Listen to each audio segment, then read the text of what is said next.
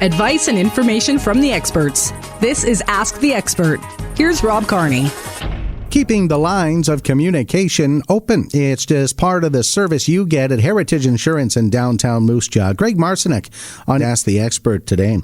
Greg, you've opened it up on Facebook, you've opened it up on LinkedIn, asking people, not just your customers, but anybody, if they have any insurance questions. And you've seen a number of questions, including people who are wondering about liability when it comes to someone wanting to borrow your vehicle. Take us down that road.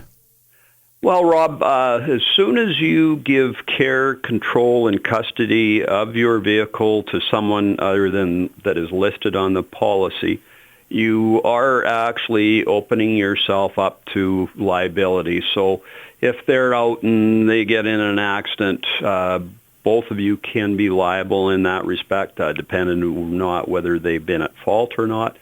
As well, the other thing that you really have to be cautious if they're not abiding to the laws, as whether they're speeding, whether they ran through a stop sign, whether they're drinking and driving. So there's a couple of things that you can do to protect yourself. And number one, definitely have a package policy because it does extend. As well, another thing that I really highly recommend for people is to purchase an umbrella liability policy, and that will also extend to that.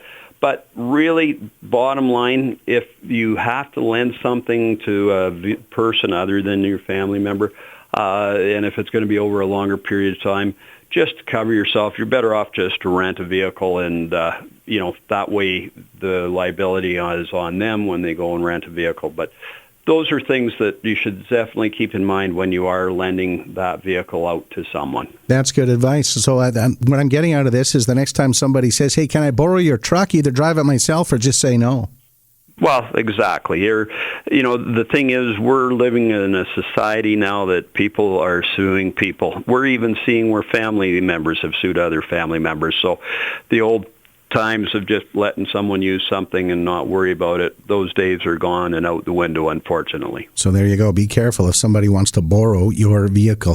Another popular question often asked by customers and others when you open it up to communication, hot water heaters. If your hot water heater breaks, is your insurance covering that?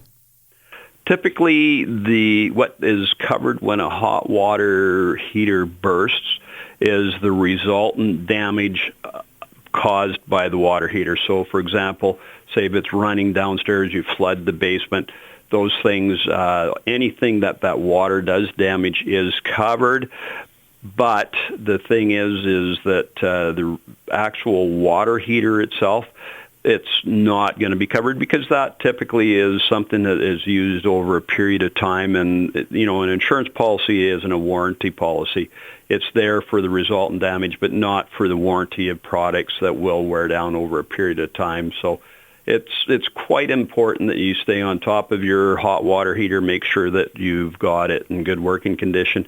The other thing that I do highly recommend is actually putting a drip pan in if it does burst, and most water heaters and people that are installing the water heaters today will recommend that you put a drip pan so that if it does happen, it goes down the sewer as opposed to around your whole basement and creating nothing but havoc for you. And certainly any local plumbing and heating professional will help you out with that.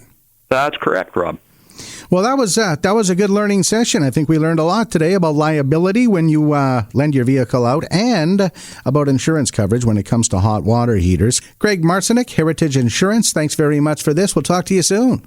Thanks, Rob. If you have any questions about your insurance, you can always call Heritage Insurance, 693-7640, that's 693-7640, or drop in and see any of the brokers at Heritage Insurance, corner of Fairford Street and First Northwest in downtown Moose Jaw. This has been Ask the Expert, your source for expert advice and information.